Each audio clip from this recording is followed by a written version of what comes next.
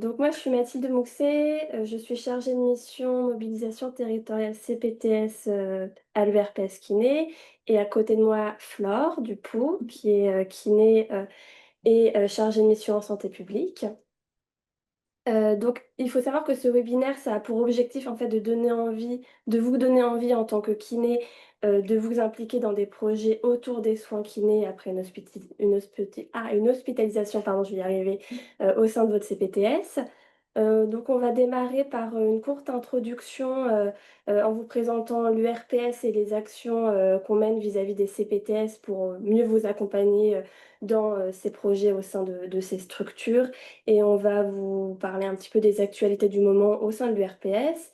Et ensuite, Flore va vous faire un état des projets CPTS existants en France.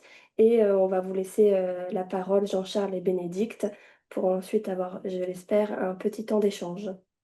Et donc, justement, pour les temps d'échange, vu qu'on n'est pas très nombreux aujourd'hui, on peut en profiter pour prendre directement la parole. Et sinon, n'hésitez pas, il y a un outil pour lever la main sur Zoom.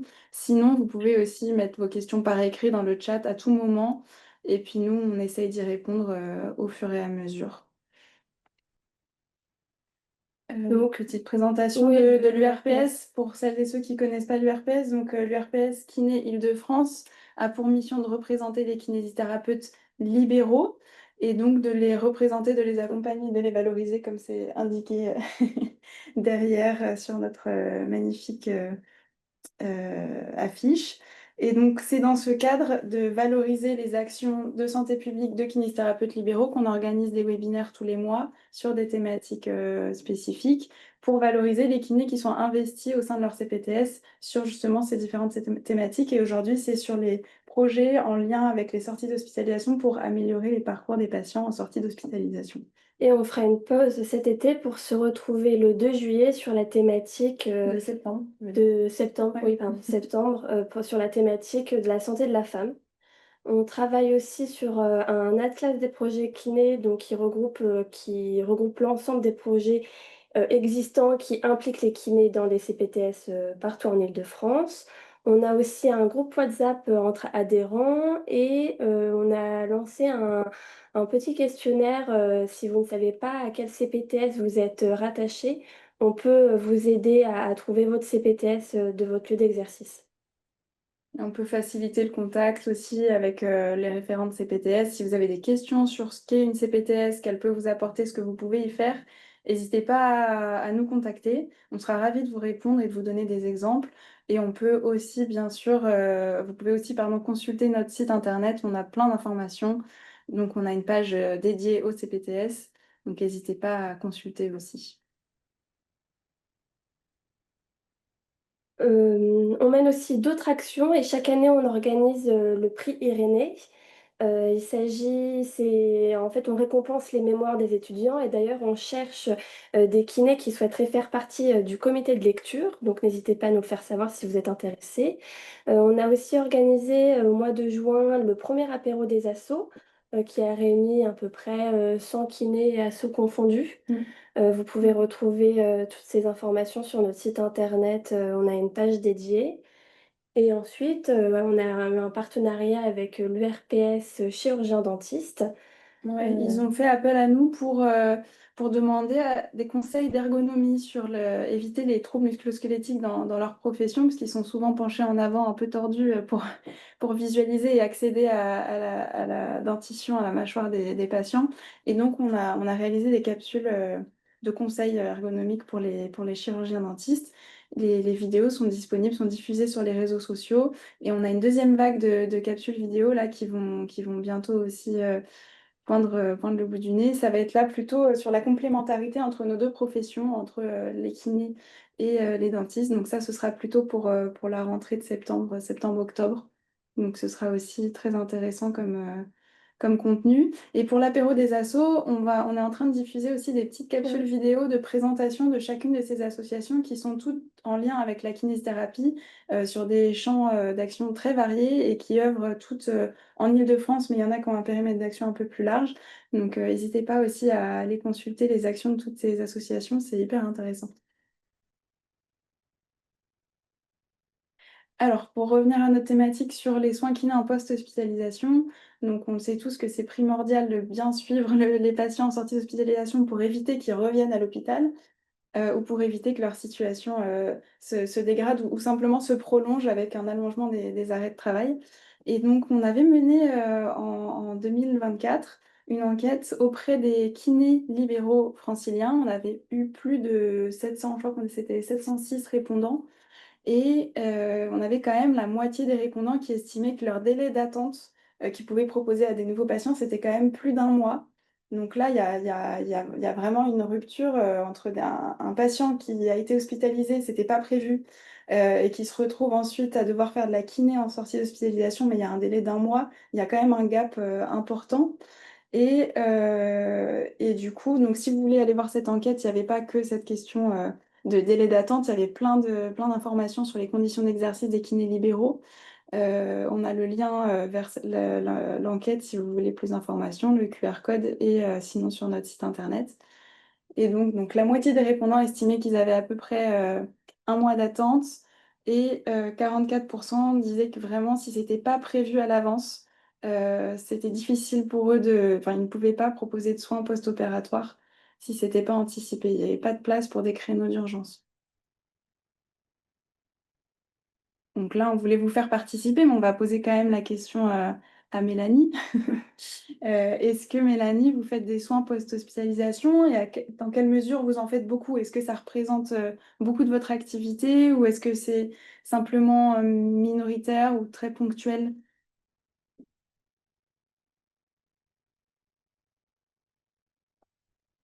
Déjà, Mélanie, est-ce que vous êtes kiné?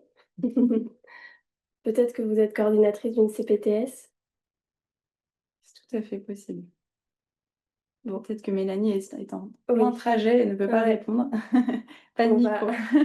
on va. Bah, par Ah, écrit, c'est bien ouais, aussi, hein. Mélanie, du coup, est-ce que vous êtes kinésithérapeute? Salarié, ok. Donc du coup, le poste hospitalier, mais c'est quand même un enjeu, hein. Quand on fait des soins kinés à l'hôpital et qu'on sait pas on se questionne sur le devenir des patients. Ok. Et vous ok. reprenez le libéral en septembre. Super. Après, justement, l'objectif de faire du domicile, bah, c'est parfait. On en a besoin. On a d'ailleurs organisé un webinaire sur cette thématique il y a 2 mois, donc vous pouvez peut-être voir le replay, c'est sur notre chaîne YouTube. Mm. On va peut-être passer à... Oui, on va passer. Et donc, bah, il y a clairement une Oui, dynamique à renforcer, un gap à remplir entre l'hôpital et la ville, avec des besoins qui augmentent et le potentiel des CPTS qui est encore sous-exploité. C'est vraiment un levier intéressant à mobiliser, quelle que soit la thématique. Mais là, sur le post-hospitalisation, vu que les CPTS rassemblent quand même une diversité d'acteurs, que ce soit établissement ou ambulatoire ou même médico-social, il y a vraiment quelque chose d'intéressant à venir mobiliser. Donc, on va voir ensemble ce qui est possible de mettre en place par des projets, par une présentation d'exemples de projets qui sont menés par d'autres CPTS. Donc, on a trouvé une CPTS qui a mis en place des créneaux de consultation non programmés de kiné. Donc, ils appellent ça les consultations prioritaires, consultations kiné prioritaires, où en fait, il y a des kinés volontaires qui proposent des séances à des patients qui répondent à un certain nombre de critères. Donc, ils se sont mis d'accord sur un certain nombre de critères. Et ils peuvent proposer des séances juste sur 1 à 2 semaines, le temps qu'il y ait j'allais dire un vrai créneau. C'est pas un vrai créneau, mais disons un soin de kiné un peu plus suivi qui se libère. Donc, juste pour ce gap de temps, en attendant que ça se libère, pouvoir proposer, répondre à un soin urgent de kiné. Et donc, du coup, la CPTS a mis en place, propose et prend en charge financièrement une plateforme sur laquelle les kinés volontaires peuvent mettre leur disponibilité. Et du coup,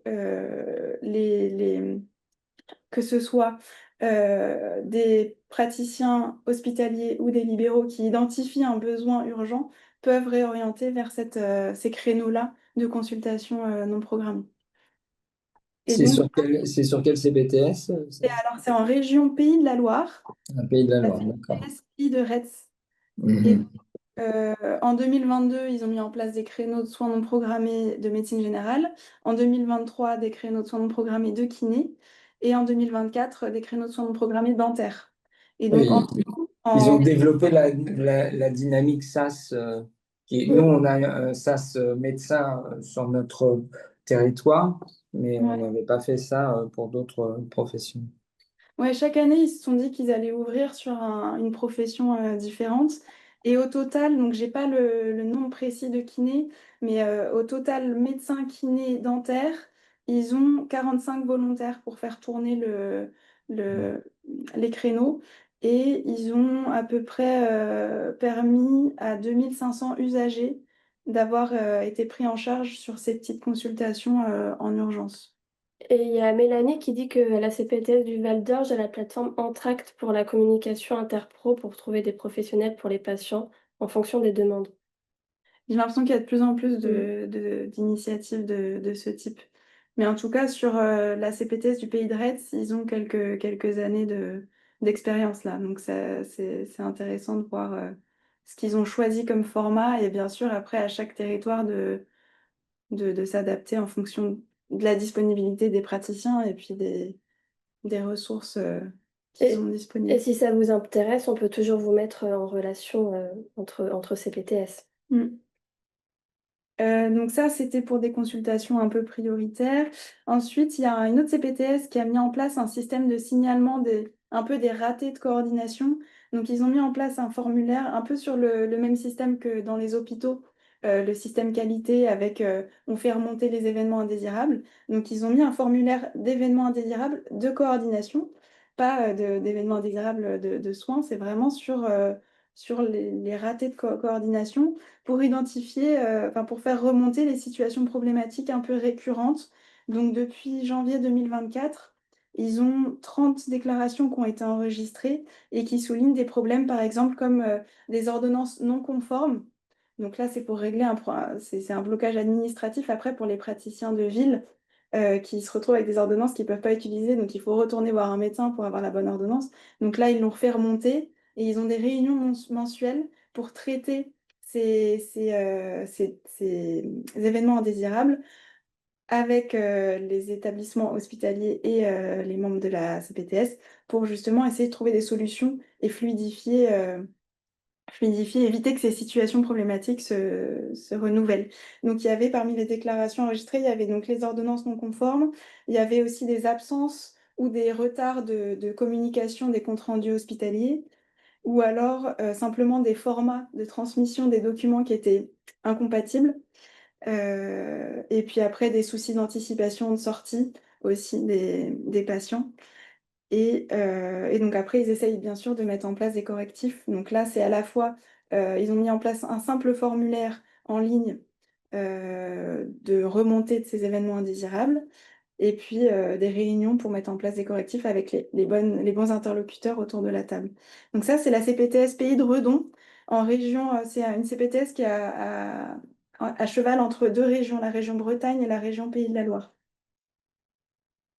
Qu'est-ce qu'on a d'autre comme projet en post-hospitalisation? On a un projet de coordination des intervenants en post-hospitalisation jusqu'à une semaine après la sortie de l'hôpital, où là, c'est la CPTS. Il y a même 3 CPTS en fait qui ont mis en place ce système, mais c'était à l'initiative de la CPTS Nord-Velay-Forez, pardon, qui est en région Auvergne-Rhône-Alpes.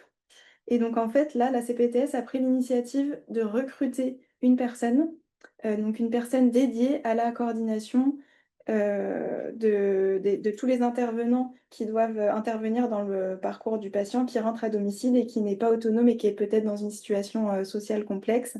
Et donc, ça peut être enfin, de la transmission de documents, de l'organisation des rendez-vous, de l'organisation de tous les intervenants pour le portage des repas, pour les aides-soignants, pour les rendez-vous infirmiers, kinés. Et donc, ça pendant une semaine, jusqu'à une semaine après l'hospitalisation. Et si la situation est toujours difficile, que ça tourne pas ou qu'il y a une situation sociale trop compliquée, là, la CPTS, la coordinatrice dédiée, relaye vers le DAC, qui du coup prend le relais pour essayer de faciliter la suite. Et donc là, ils avaient quelques chiffres aussi. En 2023, ils ont pu coordonner 138 sorties. En 2024, 195. Donc ça monte progressivement. Et puis ils sont en train aussi de mettre en place là une évaluation de leur système. Donc ça, c'est en région Auvergne-Rhône-Alpes. Et puis après, on a aussi d'autres exemples d'initiatives qui là sont plutôt sur des parcours patients assez ciblés. Donc par exemple, en région Occitanie, ils ont lancé un groupe de travail pour essayer de faire un protocole de suivi spécifique des patients post-chirurgie orthopédique en lien avec les protocoles RAC.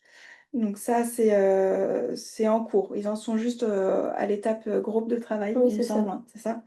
En région Normandie, eux, c'est plutôt un protocole de suivi des patients insuffisants cardiaques en post-hospitalisation. Et donc, dans leur protocole, là, ils veulent vraiment vise large Oui, avec médecins, généralistes et spécialistes avec cardiologues, gériatres, oui, mais aussi pharmaciens, infirmières, kinésithérapeutes, oui. aides-soignants, diététiciens. Là, ils veulent vraiment monter un protocole de suivi très, très, très, très, très global.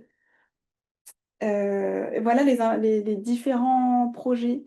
Donc, que ce soit vraiment du thérapeutique avec l'accès à des consultations en urgence, ou alors plutôt vision parcours, signalement des bugs de coordination, ou alors carrément une ressource humaine dédiée à essayer de faciliter la coordination pour les patients. Voilà les projets un petit peu qu'on a pu identifier, menés par d'autres CPTS en France. Et on va maintenant.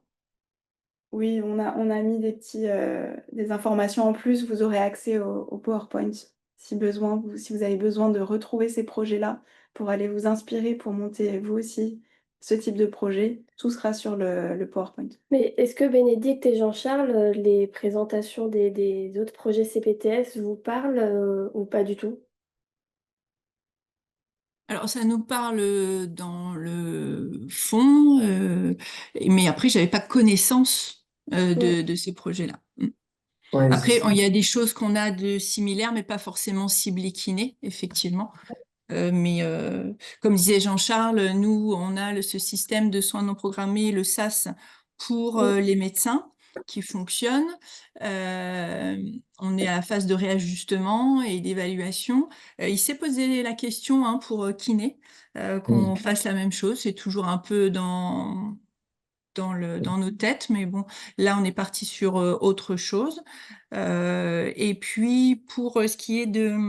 On a les bilans d'orthophonie, une liste d'attente commune pour les bilans d'orthophonie, ce qui permet aux patients de ne plus contacter toutes les orthophonistes du territoire, mais de laisser leur demande sur une liste d'attente commune qui est gérée enfin, financée et gérée par la CPTS et qui est contrôlée aussi par des membres qui gèrent ce système. Et du coup, ça permet de gérer un peu plus les urgences en orthophonie et d'orienter plus facilement les patients vers les bonnes orthophonistes, autant en tant que territorialement au sein de la CPTS, mais aussi du point de vue du type de soins, parce qu'il y a des tas de patients qui vont téléphoner à toutes les orthophonistes, même s'ils ne font pas de neuro, alors qu'ils cherchent des soins neuro ou vice-versa pour des soins pédiatriques. Est-ce que ça pourrait fonctionner, ça, une liste d'attente commune pour les kinés, ou est-ce que ce serait pas vraiment adapté? Ça serait, alors là, ça serait pas tout à fait adapté. C'est-à-dire qu'on n'est pas dans le même système. C'est-à-dire que pour les orthophonistes, comme il y a ce bilan préalable immédiat, alors nous, ça va peut-être changer avec l'accès direct, mais le bilan préalable immédiat permet, quand les orthophonistes le font, en plus, elles peuvent maintenant, en étant inscrites à la CPTS, le faire sans ordonnance du médecin. Elles peuvent elles-mêmes directement le prescrire. Ça permet quand même d'avoir un- une réponse au patient qui est vraiment dans une recherche avec souvent des délais d'attente très importants et d'être un petit peu plus euh, un peu plus précis quant aux propositions de prise en charge d'orthophonistes. Bon, maintenant, ça n'empêche qu'il y a une pénurie et que la liste d'attente commune a vite grimpé très, très, très vite au sein de notre CPTS. Mais on n'a pas imaginé que ce système pouvait être enfin, pouvait être utilisé pour la kinésithérapie. Peut-être aussi parce que les orthophonistes étaient déjà très fédérées sur notre territoire et donc étaient nombreuses. Nous, on a quand même le problème du nombre de participants et d'adhérents dans notre CPTS, de participants kinés à nos actions.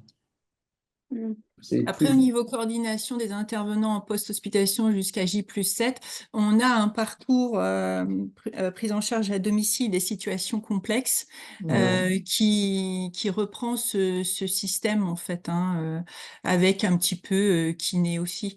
Mais et effectivement, justement, je travaillais ce matin sur la fiche de poste de la personne qui m'assisterait pour ces situations complexes.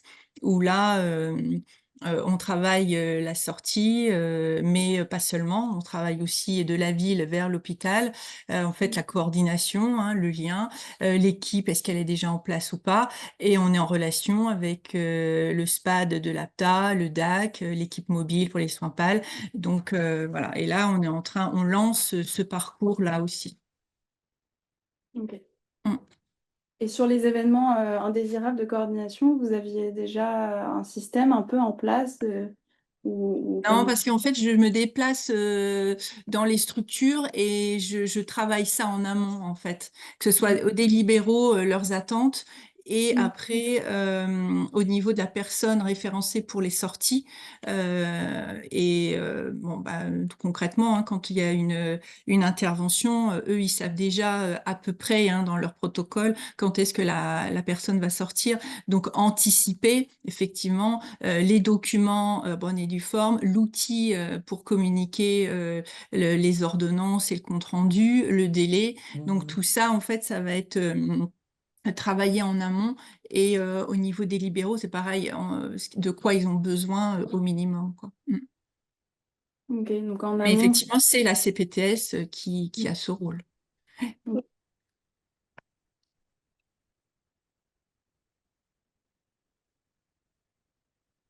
Alors on va vous laisser la parole pour présenter votre projet. Ok, bonjour à tous. Je ne sais pas si tout le monde était connecté à ce moment-là. Et merci à l'URPS de votre invitation. Moi, je suis donc Bénédicte Aublin, chargée de l'accès aux soins et de parcours au sein de la CPTS Seine-et-Forêt, dans les Yvelines, au niveau de Saint-Germain-en-Laye et des communes avoisinantes. C'est un territoire de 9 communes. Et à la base, je suis infirmière libérale avec 17 ans d'exercice sur le même territoire. Et moi, je suis Jean-Charles Loisana, je suis kinésithérapeute depuis près de 40 ans dans la région de Saint-Germain, à Saint-Germain, et je suis référent chargé du parcours MK avec un autre confrère, mais qui n'est pas là. Au niveau du programme, donc on partira de quelques données, quelques chiffres. Je vous présenterai succinctement la CPTS Seine-et-Forêt. On parlera du Prado de la CEPAM, un dispositif donc de la Sécu qui aide à au retour à domicile, les étapes qui nous ont permis de construire donc notre projet, le parcours que l'on a mis en place en sortie d'hospitalisation non programmée, l'outil numérique qu'on a choisi d'utiliser, l'état d'avancement actuel de notre dispositif et éventuellement vos questions et réponses. Oui. Alors, au niveau de la CPTS Seine-et-Forêt, il est intéressant de voir où on se situait au niveau du département des Yvelines. On voit qu'en fait, on suit les chiffres du département avec les affections orthopédiques et rhumato majoritaires dans les 35%, puis les affections neuro, bien moindres, mais de 5%, suivi, nous, dans les Yvelines, un département vieillissant, de la rééducation du sujet âgé âgées et enfin les affections respi. Slide suivante. Justement, je saluais l'intervention de Mélanie tout à l'heure dans le chat où elle disait que elle reprenait le libéral et le domicile. Là, cette slide montre le pourcentage de kinés qui se déplacent à domicile et on voit qu'en fait, on n'a que 7% de domicile réalisé par la moitié des kinés et un peu plus. On n'a que la moitié des kinés en fait qui se déplacent qu'à 7% de leur consultation. On voit que ça va être un frein aussi pour nous. On a des demandes des patients qui ne peuvent pas se déplacer. Et là, c'est, comme disait Jean-Charles, mobiliser les kinés et en plus ceux qui se déplacent encore à domicile. Donc un petit focus sur la CPTS. Donc voilà, plus de 100 000 habitants. On est arrivé à 300 adhérents, me semble-t-il, maintenant. 30 professions représentées. On a signé, nous, en 2022, nos ACI. On est une taille 3. Donc de CPTS. On a les 9 communes référencées sur la slide, bon, avec Saint-Germain-en-Laye qui est la plus grande ville et les autres communes tout autour. Donc on a du mix essentiellement population de ville chez nous. Au niveau de la CPTS, la mission accès aux masseurs kinés. Alors, on a eu vendredi notre dialogue de gestion où là, il y a eu un petit réajustement. On n'est plus parcours pluripro, mais bien accès aux soins. Donc, c'est vrai que j'ai pas repensé à remettre à jour, mais on passe en accès aux soins. Parce que pour la Sécu, en fait, il n'y a pas assez d'intervenants, de professionnels de santé intervenant dans notre processus, dans notre dispositif, et du coup, on passe plutôt en accès aux soins. Pour l'histoire, cette action était à la base en accès aux soins, c'était passé en parcours pluripro, ça repasse en accès aux soins, en fait, c'est une histoire de case. Mais voilà, on est bien axé aux masseurs kinés en soins d'hospitalisation non programmés. Slide suivante. Voilà, donc un petit point sur le Prado de la CEPAM des Yvelines. Dans les Yvelines, il est assez actif sur différents points. Pour ceux qui ne connaissent pas, c'est un programme d'aide de retour à domicile. Plus ou moins développé, en fait, selon, je dirais, les départements et même parfois les territoires. Slide suivante. Donc le Prado, là on parle du Prado kiné, il existe des Prados personnes âgées qui sont en expérimentation chez nous. Il existait avant le Prado maternité, il existe différents types de Prado.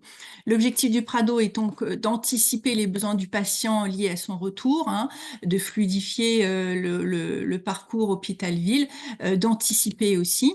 C'est en fait des conseillers de l'assurance maladie qui se déplacent au chevet du patient, la plupart du temps en présentiel, parfois par téléphone, pour l'accompagner et organiser son retour à domicile.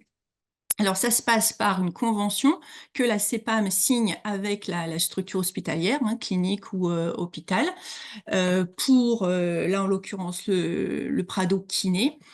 Et il faut savoir qu'en fait, il y a des critères d'éligibilité, des critères administratifs et médicaux. Si le patient est sous tutelle, sous AME, mineur ou qui n'a pas de droit ouvert, ils ne prennent pas en charge. De même, s'il y a une perte d'autonomie totale, une transplantation cardiaque, un transfert en SMR ou soins palliatifs, le Prado ne prend pas en charge ces patients. Et c'est là qu'on s'est dit que la CPTS pouvait venir compléter ce dispositif et proposer ces services, en fait. Mais on a vu qu'il y avait des trous dans la raquette, et notamment parce qu'ils n'ont pas signé des conventions avec tous les établissements de notre territoire, ou En avec plus, oui. ou avec des établissements limitrophes de notre territoire, mais qui renvoient des patients chez eux dans notre territoire. Donc, on va certainement orienter notre travail pour déjà se conventionner, ou en tout cas s'entendre avec ces établissements-là. Je te laisse continuer. Oui, qui est en fait, donc on a ces structures qui ne sont pas conventionnées pour différentes raisons, ces critères de non-éligibilité qui nous permet d'intervenir, sachant que pour nous, sur notre territoire, ça représente quand même la moitié au moins, puisqu'on a 4 structures et 2 seulement sont conventionnées. Slide suivante. Voilà en image le dispositif donc du Prado, hein, comme je vous disais, c'est l'équipe de la CEPAM qui se déplace au chevet ou au téléphone. Là aussi, quand elles ont des soucis pour trouver un masseur kiné, on a proposé notre aide. C'est les conseillères du Prado qui nous contactent, en l'occurrence qui me contactent, hein, qui contactent la CPTS, et je suis là en appui de leur recherche. Je trouve avec eux un kiné et on se tient au courant en fait. Voilà. Donc encore une action que la CPTS fait. Slide suivante. Voilà, alors au niveau du projet, avant mon arrivée, ça fait un petit peu plus d'1 an que je suis là, mais les besoins avaient été bien identifiés, ainsi que les acteurs. Moi, je suis arrivée, donc on a mis tout ça plus en forme, par écrit. Là où on en est, c'est la mobilisation des kinés, se faire connaître ce dispositif et en ajustement une fois qu'on aura mis en place avec eux. On verra plus tard, mais en fait là j'en suis à aller voir les structures hospitalières pour leur présenter le dispositif. Slide suivante. Oui. Alors, ce qu'on propose en tant que CPTS, c'est bien donc un parcours, oui, un parcours, alors pas pluripro, mais un parcours coordonné pour répondre donc aux besoins des patients du territoire. Effectivement, quand c'est programmé, c'est comme une prothèse de hanche, ça, il n'y a pas de souci. Par contre, quand c'est une fracture ou autre, c'est plus compliqué. On a cherché aussi à ce que ce soit adapté aux masseurs kinés, parce que c'est vrai que le Prado, avec son système de téléphone, laissait parfois beaucoup de messages, ou ajoutait des messages sur les répondeurs des kinés qui, après leur longue journée, devaient écouter tous les messages, rappeler, et là on leur disait « Ah ben non, j'ai trouvé ». Donc il y avait aussi du travail à ce niveau-là, on vous dira comment on fonctionne nous. Et donc la dernière chose aussi, c'était fluidifier ce lien hôpital-ville et ville-hôpital, on insiste. Voilà. Slide suivante. Alors voilà en forme notre accès au kiné. On voit bien l'identification du patient qui peut être fait. On a essayé de laisser l'autonomie aussi à certains patients s'ils sont connectés, avec un petit questionnaire. Et ils peuvent s'identifier. En fait, on utilise l'outil Doctolib. On vous montrera, mais ils peuvent s'identifier en remplissant le questionnaire et leurs besoins. Donc, il n'y a que quelques petites questions, c'est tout simple. C'est pas Doctolib qui reçoit le questionnaire, hein, c'est vraiment moi en direct. Si le patient n'est pas connecté, la structure lui fait connaître ce système et un petit formulaire papier qui le lui fait remplir, et c'est la personne identifiée qui s'occupe des sorties, hein. Ça peut être une assistante sociale, ça peut être une secrétaire médicale, hein, selon mes exemples sur le territoire, et elle m'envoie ça en messagerie, elle me fait une petite photo et me l'envoie par messagerie sécurisée. Donc moi, j'ai ainsi le recensement des patients qui ont cette demande un petit peu urgente. De l'autre côté, j'ai mes kinés adhérents qui peuvent potentiellement recevoir, prendre en charge ce patient, et les services avec lesquels on fait connaître ce dispositif et avec lesquels on essaye de collaborer au mieux. Donc, c'est avec la messagerie Doctolib Silo qu'on arrive à être assez rapide, efficace et adapté aussi à tous. Donc, slide suivante. Ça, c'est le flyer que je laisse donc aux structures. On rappelle les communes sur lesquelles le patient doit habiter. Il y a le petit QR code avec la petite notice comment faire pour s'identifier. Vous pouvez très bien aussi vous-même tester sur le site de notre CPTS ou même si vous avez personnellement Doctolib. Vous faites dans la barre de recherche CPTS Seine et Forêt et vous allez voir qu'on va vous proposer alors recherche de médecins traitants parce qu'on a ce même système pour recherche de médecins traitants et recherche de kiné. Et après défile le questionnaire. Sur la partie droite, c'est pour les patients non connectés. Et là, c'est comme je vous disais, l'équipe soignante qui leur fait remplir un petit questionnaire papier. L'équipe me l'envoie par la messagerie sécurisée. Moi, je les contacte par téléphone. À la différence du Prado, je ne me déplace pas. Je fais par téléphone. Slide suivante. Donc, l'outil numérique, c'est Silo de Doctolib. C'est un copier-coller de WhatsApp. C'est un choix que la CPTS Seine et Forêt a fait de payer pour ses adhérents. Donc, c'est gratuit pour nos adhérents. Ça a été assez largement et très vite pris en main parce que c'est pas compliqué d'utilisation. C'est un WhatsApp sécurisé, en fait. C'est un chat instantané. Ça peut être et sur téléphone portable et sur ordinateur. Donc, c'est vrai que pour les libéraux, sur portable, c'était très, très intéressant. Mais je peux témoigner que c'est une messagerie qu'on utilise beaucoup. On peut créer un cas autour d'un patient avec une infirmière, un kiné, un médecin et s'échanger très vite les besoins, les demandes, des ordonnances, comme c'est crypté et sécurisé, il y a pas de souci. Et Oui, c'est effectivement, vous parliez tout à l'heure de problèmes de rédaction d'ordonnances. Bon, même si on travaille ça en amont, il peut arriver que ça passe à côté. Et cette messagerie permet, en fait, très vite de contacter le professionnel et de dire, bon, bah, là, il y a un petit souci sur l'ordonnance et très vite, le problème est rétabli, quoi. On gagne du temps, en fait. Donc dès l'adhésion, en fait, l'accès est donc gratuit à ce réseau. Le professionnel rentre dans ce réseau, il a aussi une vision sur tous les professionnels de la CPTS et ils peuvent communiquer ensemble. Donc ça crée aussi instantanément du lien. Slide suivante. Donc dès le compte créé, là je vous ai mis des petites photos, vous voyez, c'est vraiment un copier-coller de WhatsApp, hein. Comme disait Jean-Charles, ça peut être une nouvelle discussion, comme un nouveau cas patient, une discussion de groupe, ou même des photos, des ordonnances sécurisées.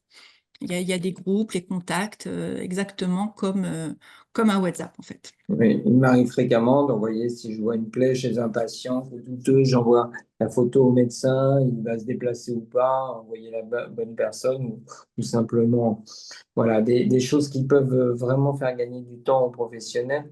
C'est tout bête, mais c'est intéressant. Et Oui, en plus, oui. Pardon. on a justement une question. Pourquoi avoir choisi Doctolib Silo et pas Santélien? Alors, quand on a commencé, Centellia n'existait pas. D'accord. On s'est dit, est-ce qu'on attend ou pas? On devait commencer l'accès aux médecins traitants, on pouvait pas attendre. Euh, on a eu une présentation un peu plus tard, c'était pas encore opérationnel. Là, je sais que ça commence, on va commencer à s'y pencher. Moi, je trouve, en tant qu'ancienne professionnelle de santé, c'est très simple en fait.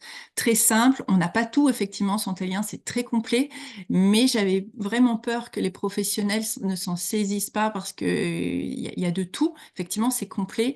C'est peut-être un bon complément, mais là, c'était la facilité. On voulait pas que ça rajoute encore euh, aux professionnels et qu'il n'y aille pas, en fait. C'est vraiment ce qui a pesé dans la balance, je pense. Là, c'est de l'instantané, c'est ouvrir, à part le côté sécurisé, ouvrir un peu aussi vite que le WhatsApp. Euh, les repères sont les mêmes, c'est surtout ça qui a fait la différence. Ok. Et ça fait combien de temps que vous êtes sur Doctolib.io? Ça fait, Ça fait presque un an. j'allais dire oui, ça va faire un an. Ouais, Mm. je pense. Ok. Oui. Et on avait testé d'autres choses aussi. On a parlé d'entracte, on a Mm. parlé, donc on avait fait des comparaisons avec d'autres aussi, quoi. Il nous fallait quelque chose d'opérationnel et simple, très simple d'utilisation. Mm. D'accord. Alors actuellement, je vous ai mis donc un petit point d'avancement là où on en est. On est donc en complémentarité, on va travailler en complémentarité du Prado, comme je vous disais, sur les structures qui n'ont pas de convention, et ça représente quelques-unes pour nous. Pour les patients qui ne sont donc pas éligibles au Prado, on a vu les critères tout à l'heure, et aussi en appui aux conseillères. Il nous a été dit que, en perspective, si on est bon, je dirais, si ça marche bien, si ça prend forme, on pourrait éventuellement reprendre cette mission du Prado. Mais là, on n'en est que à l'appui au Prado, je dirais. La complémentarité, c'est vraiment ça. On se heurte aussi à des freins, on l'a déjà évoqué un petit peu, c'est la mobilisation des masseurs kinésithérapeutes sur notre territoire. Euh, Contrairement aux orthophonistes dont Jean-Charles parlait sur notre territoire où elles étaient très fédérées déjà, là c'est pas le cas. On a des adhérents assez actifs malgré tout, euh, Mais peu nombreux. mais peu. On en était aussi à faire connaître la CPTS pour certains, et après faire connaître nos missions, et puis maintenant le parcours. Donc là, on en est là. Je vais aller rencontrer les kinés, faire connaître la CPTS s'ils ne la connaissent pas, et ce dispositif. Oui, dans Là, ce pour le cadre, coup, excuse-moi, mais dans ce cadre, on va justement créer enfin, faire une formation pneumo en fait au début septembre, enfin fin septembre, je crois. oui, fin On septembre. va essayer effectivement de fédérer un peu plus de professionnels. Et on va peut-être aussi prendre en main cette affaire d'accès direct qui va peut-être nous faire rentrer beaucoup de kinésithérapeutes dans le système. C'est une grande inconnue. On en discutait encore avec l'ARS qui met les choses très lentement en place. Et donc là-dessus aussi, on a vraiment de l'inconnu de savoir si on va avoir beaucoup de demandes d'accès direct et donc d'adhésion de kiné pour prendre en charge des patients d'accès direct et donc qui deviennent des adhérents qu'on pourra peut-être interpeller un peu plus facilement. Est-ce que là, jusqu'à maintenant, vous y êtes pris comment pour mobiliser les kinés, très concrètement?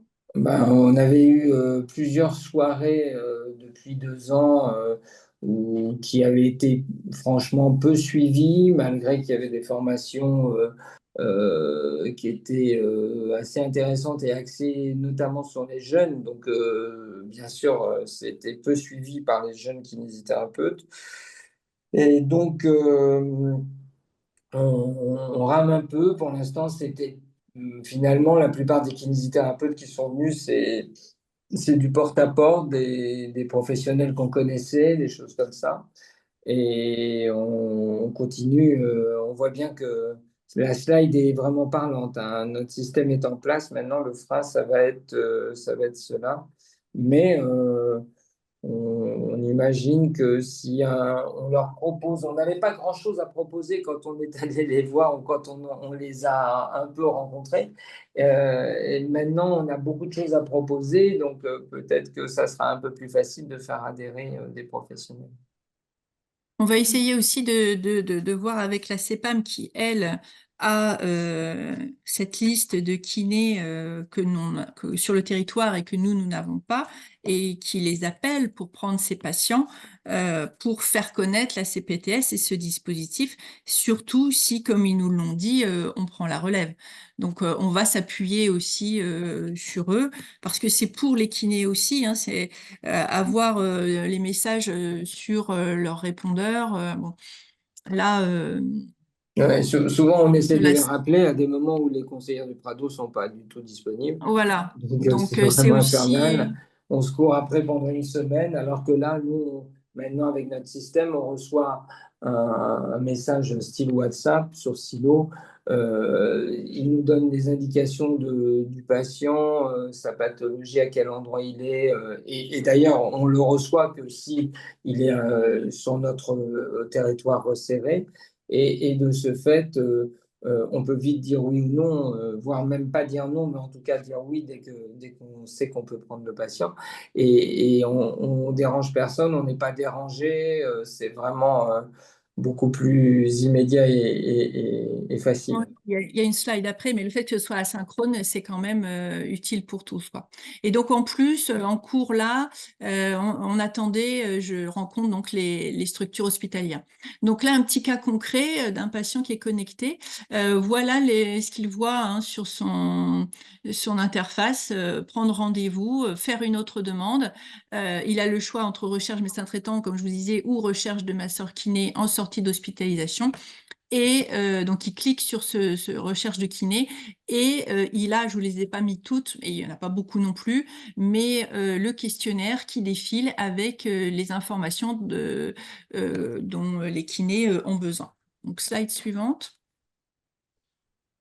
Voilà, s'il n'est pas connecté, le service donne cette petite fiche au patient qui la remplit et il me l'envoie en photo par silo, donc la messagerie sécurisée. Et moi, voilà ce que je reçois et je contacte par téléphone le patient. Sinon, le patient, je le contacte par sa messagerie Doctolib, en fait. Voilà par exemple la réception euh, d'un patient qui s'était inscrit. Donc voilà, on a l'adresse. Moi, j'ai l'adresse et surtout s'il peut se déplacer ou pas, la date de sortie prévue et pour être RGPD, être au plus carré, savoir si je peux transmettre ces infos perso et médicales. Moi, donc, de cette synthèse, j'en refais même encore une plus petite synthèse pour les kinés. J'ai fait des groupes, comme des groupes WhatsApp, hein, mais c'est des groupes sur Silo. Là, elle habitait donc Saint-Germain, j'ai transféré sur le groupe des kinés de Saint-Germain-en-Laye et j'envoie cette demande de cette patiente. Donc, je précise qu'il faut aller à domicile, où elle habite, en plus d'autres coordonnées. Et j'avais aussi le nom du médecin éventuellement. Comme ça, il a tout. Le kiné en prend connaissance quand il peut, quand il veut. Il répond ou pas, comme disait Jean-Charles, s'il ne peut pas, il peut pas, il n'y a pas besoin de répondre, mais il a cette info asynchrone.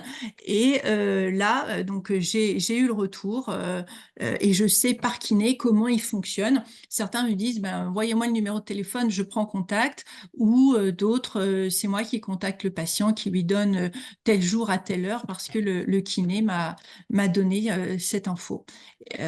Quand j'ai une demande par le Prado, c'est par cette messagerie aussi. je prends contact avec le patient et dès que j'ai eu la mise en relation, je refais un petit pas un compte rendu, mais je préviens le Prado comme quoi c'est fait, quoi. La mise en relation est faite. On laisse quand même le professionnel, la plupart du temps, rentrer en relation avec le patient pour que ce soit plus simple, qu'il y ait le moins d'intermédiaires possible. Slide suivante. Euh, Voilà, donc ça c'est un exemple quand moi je réponds au patient par sa messagerie, par son compte Doctolib. Voilà, voilà, le kiné qui peut vous prendre en charge, son nom et les modalités de prise de rendez-vous. Ou alors c'est par téléphone. Voilà. Et pour contacter le patient, c'est comme je disais, selon le professionnel. C'est lui qui choisit, quoi. Soit il me dit donne-moi le numéro, soit il me donne un créneau et c'est moi qui contacte le patient. Voilà. Ok, super. Donc là, vous disiez que vous aviez peu de kinés mobilisés. Est-ce que vous savez ce qui motive les quelques-uns qui se sont mobilisés? Euh, ouais, je dirais que c'est des professionnels qui font déjà pas mal de domiciles parce qu'il y a quand même une grande priorité, enfin un grand nombre de patients, c'est dans un premier temps pour les prendre en charge à domicile. Non, je pense que c'est la volonté de faire une mission de service public. Je dirais que une mission de santé. C'est toute notre difficulté. C'est-à-dire qu'en fait, cette mission de santé, il faut bien qu'on la fasse et il faut qu'on arrive à trouver et à motiver nos professionnels collègues à s'emparer de ces demandes parce qu'on ne peut pas faire autrement. Il Je faut. pense que c'est une profession, bah, comme beaucoup de soignants, hein, qui est aussi un petit peu sous l'eau, qui est débordée. Ils sont, pour certains, et dans leur pratique, il n'y a pas un besoin d'aller chercher des patients, hein, ils en ont plus qu'il ne faut. Donc, ils sont un peu la tête dans le guidon et on voit encore que certains ne connaissent pas la CPTS. Ou alors s'en font une image qui n'est pas la réalité. Et on a parfois des retours comme quoi dire ah bah c'est ça ce que fait la CPTS. Ah oui d'accord. Et donc s'il n'y a pas cette volonté d'aller se renseigner et voir un petit peu de côté ce qu'il y a, ce qui se fait, il y a ça aussi. Après on a sur Saint-Germain notamment quelques gros cabinets où il y a beaucoup de turnover, beaucoup de jeunes qui sont là mais sur peu de créneaux en fait, sur peu de jours, ils sont sur plusieurs cabinets. Donc, c'est peut-être ça aussi, avoir l'information de ce qui se fait dans sa commune et dans l'autre aussi, quand ils ont plusieurs lieux d'exercice, il y a peut-être ça aussi, je ne sais pas. Oui, oui, on pourrait paraître surdoté en kinésithérapeute, mais des kinésithérapeutes qui font des soins classiques, il n'y en a pas tant que ça sur Saint-Germain, enfin sur notre territoire, hein, pas que Saint-Germain. Il y a beaucoup de professionnels qui sont répertoriés kinésithérapeutes, mais qui font plein de choses très, très différentes. Et donc, ça nuit beaucoup aussi au comptage, hein. C'est pas facile quand on sait qu'on est à peu près à 20% de professionnels adhérents, ça paraît très très peu de professionnels kinés adhérents par rapport au territoire, à ceux du territoire. Ça paraît très peu, mais en fait, par rapport à ceux qui font vraiment de la kinésithérapie et qui sont dans l'idée d'aller prendre en charge ces patients-là, je pense que le chiffre est beaucoup plus élevé. Et le temps file vite, on est déjà sur la Oui, fin. oui, on va Est-ce vite que vous s'arrêter. auriez, quel conseil vous donneriez aux kinés qui hésiteraient à s'engager au sein de leur CPTS ou encore plus précisément au sein d'un projet du type de celui que vous avez présenté? Euh, quel conseil vous leur donneriez pour ceux qui sont un peu craintifs du temps que ça peut prendre, de la charge de travail ou de la complexité que ça peut représenter ou qui peuvent se projeter associés à ce type d'engagement? Ce qui est aberrant, c'est que justement, là, on leur propose de gagner du temps. C'est souvent des patients qui prendront en charge de toute façon et les prendre au bon moment, c'est souvent gagner du temps sur le temps de rééducation, hein. Si on voit un patient 2 mois après la date où il aurait dû être pris, eh ben, il y a toutes les chances que ça dure plus longtemps encore, la rééducation. Et puis